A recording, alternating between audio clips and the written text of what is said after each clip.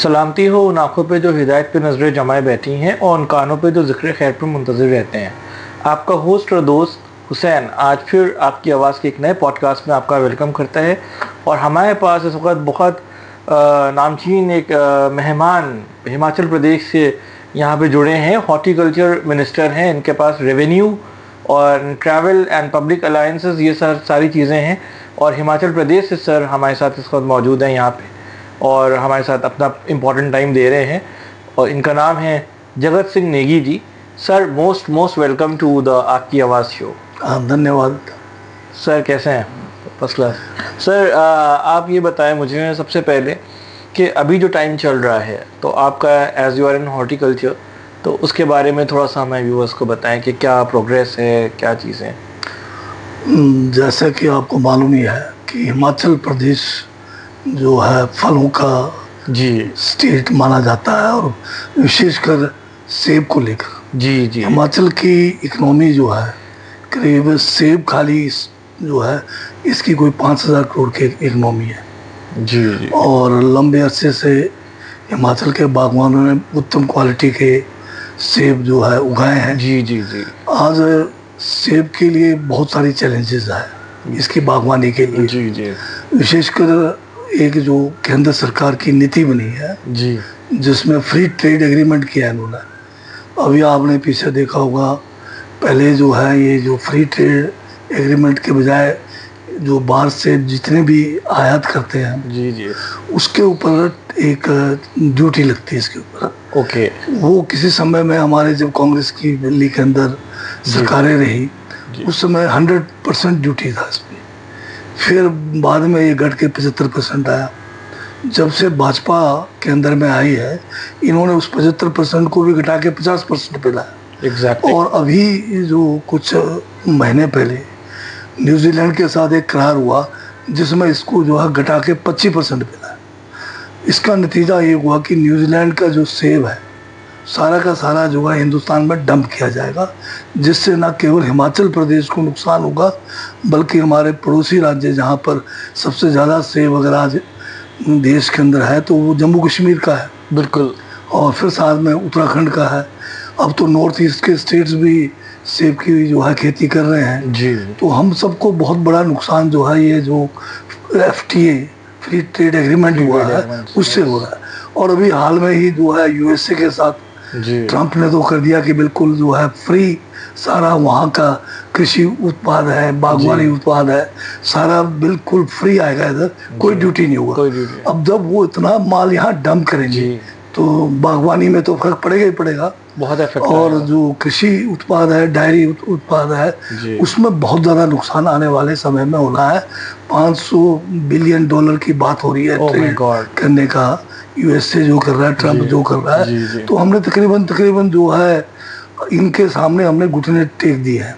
इसका बहुत जो है कुप्रभाव हमारे बागवानों को, कृषकों को पड़ने वाला है। कैसे होगा सर? अब वही भी तो सबसे चिंता का विषय है। ये मामला हमारे हिमाचल सरकार ने जो है विधानसभा के अंदर भी एक प्रस्ताव पारित करके केंद्र सरकार से निवेदन किया है कि इस किस्म के जो एग्रीमेंट्स है उसका जो है कुप्रभाव हमारे पड़ने वाला है, उसको रोकिए। और दूसरा ये है कि हमारे जो है हिमाचल की सरकार ने जो है मुख्यमंत्री ने जो है केंद्र सरकार को भी लिखा है, हमने भी लिखा है कि ये जो ट्रेड एग्रीमेंट्स हुए हैं इसमें कहाँ तो 100% करने की बात थी। मोदी जी का अपना चुनावी वादा है। जब वो हिमाचल में आए थे बड़ी तारीफ की थी सेब की। उन्होंने कहा ये 75% क्या होता है, हम इसको 100% ड्यूटी लगाएंगे। पर इन्हीं के शासनकाल में ये कहाँ 75% से 100 करना था, उल्टा ये 25 पे आ गया और विशेषकर USA को तो बिल्कुल फ्री कर दिया। बिल्कुल सही बात है, जो कहा उसका उल्टा हुआ है। बिल्कुल।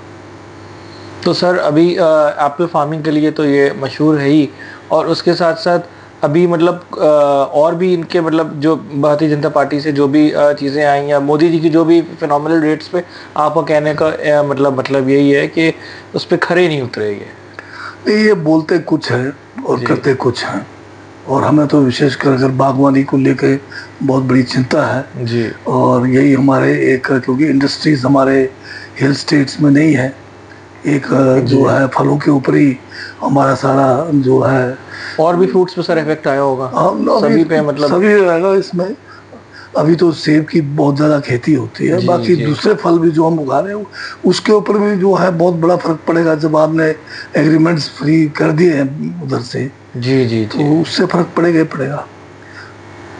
तो सर अब इसके बाद जो भी रास्ते, क्या नए रास्ते निकालने का सोचा है आपने, किससे बात की जाएगी इसके ऊपर, क्योंकि कि हम वो तो केंद्र सरकार का जी। ये विषय है, क्योंकि जी। बाहर से जो भी आयात होता है जी। उस पे जो ड्यूटी लगाना है या टैक्स लगाना है वो केंद्र के अधिकार क्षेत्र में है। बिल्कुल है। हम तो केंद्र से जो है मांग ही कर सकते हैं जी जी कि भाई इस किस्म के जो फ्री ड्यूटी फ्री ये जो जी जी फ्री ट्रेड एग्रीमेंट्स कर रहे हैं आप, जी। उसका नुकसान जो है हिंदुस्तान के जो बागवान है उनके ऊपर पड़ना है। उनके ये केवल आज हिमाचल की बात नहीं है, बहुत सारे स्टेट्स को इसके ऊपर जो है आने वाले समय में बहुत नुकसान होने वाला है।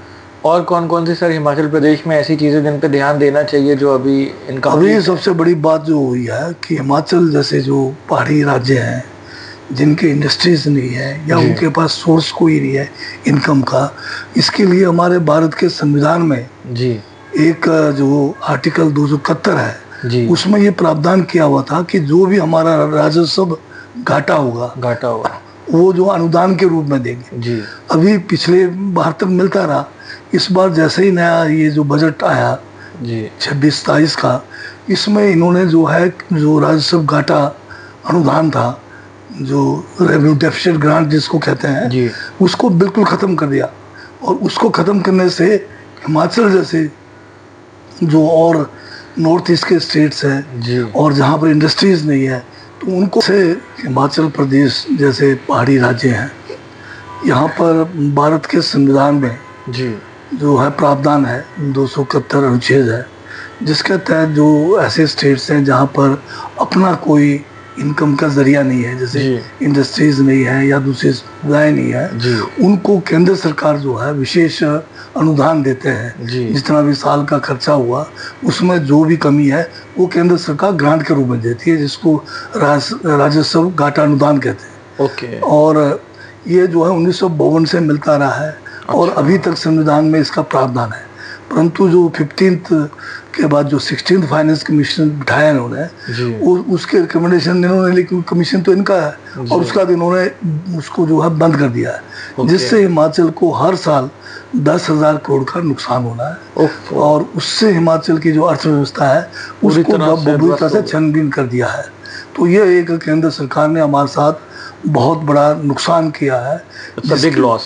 लॉस तो है, ये हमारे साथ अन्याय हुआ है, अन्याय हुआ है, बहुत बड़ा अन्याय हुआ है हिमाचल के साथ। और इससे पूर्व में भाजपा की सरकार रही हिमाचल में, जी वो बड़े उससे बोलते थे डबल इंजन की सरकार है, जी जी परंतु उनकी डबल इंजन की सरकार वाले 75,000 करोड़ का भारी भरकम ऋण छोड़ के गए हिमाचल को। उस समय उनको रेवेन्यू डेफिसिट ग्रांट मिलता रहा, जी जी उनको जीएसटी कंपनसेशन भी मिलता रहा, हमें रेवेन्यू डेफिसिट ग्रांट भी खत्म, हमारा जो जीएसटी कंपनसेशन भी खत्म, तो हमें, और उन्होंने जो कर्ज लिया उसकी भुगतान भी हमें करना है। जी और कोई 10,000 से ज़्यादा करोड़ जो है एम्प्लॉयज़ का हिमाचल में, क्योंकि 2.5 लाख से ज़्यादा कर्मचारी है, उनकी देनदारी भी छोड़ के गए। तो करीब करीब ये जो है 1 लाख का कर्ज हमारे पे छोड़ के गए। और केंद्र सरकार हमारे साथ न्याय नहीं कर रही है इन ग्रांट्स को ख़त्म करके। और दूसरी बात है 2023 में भी और फिर जो है 2025 में भी हिमाचल में प्राकृतिक आपदाएं हुई है, बड़े लार्ज स्केल पे हुई है, जिसमें पहली बार जो 2023 में कोई 10,000 करोड़ से ज़्यादा का नुकसान आंका गया। केंद्र के टीमें जो आई उन्होंने उसका मूल्यांकन किया। 25 में भी जो है 6,000 करोड़ से ज़्यादा का मूल्यांकन किया। और प्रधानमंत्री जी जो है 2025 में स्वयं हिमाचल में आए और अनाउंसमेंट करके गए एक छोटी रकम 1500 करोड़। यूपी जैसे में 1500 करोड़ का तो मायना ही नहीं रहता, तो हमारे लिए तो 1500 करोड़ भी बहुत थे। अनाउंसमेंट करके गए वो दिन पिछले साल का, और ये दिन अभी 26 का, वो 1 पैसा नहीं आया। और इसी तरह से जो 23 में नुकसान हुआ उसका भी उन्होंने 10,000 करोड़ के मूल्यांकन किया, केवल 2600 करोड़ देने की बात की, जिसमें से 500 करोड़ तो हिमाचल को अपना शेयर देना था, वो पैसा भी अभी तक तुरंत नहीं आया। 25 का तो अभी 6,000 करोड़ के एवरेज में जो आना है वो भी नहीं आया। तो हिमाचल प्रदेश को जो है केंद्र सरकार बड़े जो है भेदभाव भी हमारे साथ किया जा रहा है और हमारे साथ अन्याय भी किया जा रहा है। ओके। नहीं सर, हमारी भी कोशिश रहेगी कि आपकी आवाज़ जो न्यूज़ चैनल पे आप यहाँ पे हमारे शो में हैं, तो इसके माध्यम से आपकी बात को केंद्र सरकार को समझना चाहिए, सुनना चाहिए, क्योंकि अन्याय नहीं होना चाहिए। और इससे पहले अगर मैं कुछ वर्षीय पीछे विपरीत चला जाऊँ तो मुझे याद आता है कांग्रेस पार्टी से मुश्तबा हुसैन साहब भी लखनऊ से, और ये आबिद हुसैन साहब काफ़ी सीनियर मेंबर्स आपके, ये रिस्पेक्टेड श्री राजीव गांधी जी के साथ कंधे से कंधा मिला के इन लोगों ने काफ़ी फाइट्स करी, और यही सेम टॉपिक के ऊपर एक बार एरर पहले भी आया है। तो इन चीज़ों को समझना चाहिए, और ये सर की जो एक रिक्वेस्ट है, हॉर्टिकल्चर से हैं, रेवेन्यू से हैं, सारी चीज़ें इसको करना चाहिए। और सर हमारे पास एक सेकंड टॉपिक जो है आपसे इसके अलावा, कि सर आपकी पार्टी से इस वक्त वन मैन आर्मी अगर कहें तो वो कम नहीं होगा राहुल गांधी जी को, और बड़ी मेहनत है उनकी, बड़ी काविशें हैं। तो सर उनसे क्या चीज़ें निकल के आएंगी इस बार? और अगर कुछ ना कुछ पॉजिटिव होता है, वो तो काफ़ी मेहनत कर रहे हैं, प्रियंका जी ने भी की, राहुल गांधी जी की काफ़ी काविशें और मेहनतें नहीं, तो उनके थ्रू क्या चैलेंजिंग मोड्स इस पार्ट पे आप देखेंगे, और क्या चीज़ें रहेंगी? उनसे बात हुई आपकी? नहीं, हमारी कोई डायरेक्ट बात तो होती नहीं है जी। पर यह है कि अब मौका है कांग्रेस को जी। और राहुल गांधी जी के जो है नेतृत्व में हमें जो है बीजेपी का जो एक निरंकुश जो करीब 12 साल से ज़्यादा का शासन हो रहा है जी। और जो देश के लिए, देश की एकता और अखंडता के लिए खतरनाक है, इनकी जो विचारधारा है उसके साथ फुल फॉर्म में लड़ने की ज़रूरत है। फुल फॉर्म में, और हम ऐसी उम्मीद भी करेंगे, क्योंकि चीज़ें हैं तो कहीं ना कहीं से एक्चुअली बहुत अच्छा ना हो, इक्वल जस्टिफाइड चीज़ें हों तो चीज़ें होप रहता है, और उन चीज़ों को मतलब एक नया चेहरा मिलता है। सर जो नए नौजवान अगर जुड़ना चाहें राजनीति से, उनके लिए थोड़ा सा एक अलग से हट के क्वेश्चन है, और उनके लिए क्या राय, क्या कहना चाहेंगे आप युवा के लिए? युवाओं के लिए मैं तो यही मतलब कहना चाहूँगा कि समाज के अंदर चाहे पंचायती राज संस्थाएं हैं, चाहे आपके किसी भी जहाँ पर चुनाव के द्वारा प्रतिनिधि चुने जाते हैं, चाहे विधानसभा है चाहे लोकसभा है, इसमें बढ़ चढ़कर युवाओं को हिस्सा लेना चाहिए और ईमानदारी के साथ आए। और समस्याओं को अगर आपने खाली उसको क्रिटिसाइज करने से काम नहीं होता है, उस सिस्टम में घुसकर उसको ठीक करने की ज़रूरत है, और ये युवा बेहतरीन तरीके से कर सकते हैं। यही जो है मैं उनसे कहना चाहूँगा। और एक बात और रखना चाहूँगा कि आजकल बहुत हल्ला पड़ा है ये जो महिला आरक्षण को लेके, और इन्होंने जो है बिल का नाम भी बढ़ा दिया, नारी शक्ति वंदना। ये नाम देने में बीजेपी वाले बहुत माहिर हैं। ये कभी गांव के नाम बदल देते हैं, शहरों के नाम बदल देते हैं, बड़े बड़े जो है संस्थाओं के नाम बदल देते हैं। अभी ये जो बिल है 2023 में महिला आरक्षण का सर्वसम्मति से लोकसभा में पास हुआ, जिसमें देश के जितने भी पार्टीज लोकसभा में सभी ने एक मत से पास किया। सही। उसको पास करने के बाद आरक्षण का तो हो गया 33% देना है, पर मोदी सरकार 23 से लेके 26 तक उस बिल को नोटिफाई नहीं किया। जब तक नोटिफाई नहीं किया वो लागू नहीं होगा। तो इन्होंने नोटिफाई कब किया? 16 अप्रैल को, जब ये एक संशोधन बिल लेके आए। वो संशोधन बिल महिलाओं के आरक्षण को 33 से बढ़ा के 50 करना है या ऐसा करना है, कुछ नहीं था। ये महिला बिल के आड़ में परिसीमन का लेके आए और सीटें बढ़ाने का लाए। इन्होंने कहा कि 545 सीटें हैं, ये कम है, इसको बढ़ा के जो है 850 किया जाए। और उसका फॉर्मूला इन्होंने बिना किसी पार्टियों के साथ कोई राय बनाए या कोई उसके ऊपर विचार विमर्श के अपनी तरफ से कह दिया कि भाई सीटें बढ़ा दो। तो उसका नुकसान छोटे राज्यों को है जिनके पास पहले ही प्रतिनिधित्व कम है। ये हमारा जो संविधान के तहत हमारा जो एक संघीय ढांचा है, इस संघीय ढांचे में हर अंग, चाहे वो छोटा सा है चाहे बड़ा अंग है, उन सबको जो है अपना वहाँ पर सुझाव रखने का, नीति निर्धारण में उनको जो है अपनी भागीदारी सुनिश्चित करने का पूरा अधिकार है।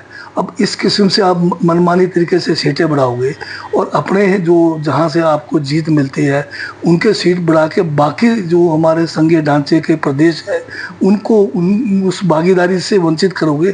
क्या ये संभव है कि देश कश्मीर से कन्याकुमारी तक एक रह जाएगा? तो ये बहुत बड़ा जो है आज देश को गुमराह कर रहे हैं। ये महिलाओं के बीच में ये डालने की बात कर रहे हैं कि सभी विपक्षी पार्टी जिसमें कांग्रेस भी है, कि इन्होंने महिला आरक्षण का विरोध किया, जी। जबकि हकीकत यह है, और गोदी मीडिया इस बात को नहीं ला रहे। अखबारों में देखिए वो कहता महिला आरक्षण गिरा, कहाँ से गिरा? महिला आरक्षण तो पास हो गया। जी, जी। आपने 3 साल इसको नोटिफाई क्यों नहीं किया? जी, बिल्कुल। 545 पे क्यों आपने चुनाव नहीं कराया? 850 का फॉर्मूला परिसीमन का किसने दिया? जी। आप अपनी मनमानी से करोगे। जी। आप जो है उसके साथ सीटें बढ़ाओगे 850 और परिसीमन अपनी मर्जी से करोगे। और जहां आपको, जैसे अभी आसाम में हुआ जी। या जम्मू कश्मीर में हुआ, जहां से ये हारते थे, उन कॉन्स्टिट्यूंसीज को ही इन्होंने चेंज कर दिया। तो ये एक देश की एकता अखंडता के लिए बहुत बड़ा घातक है।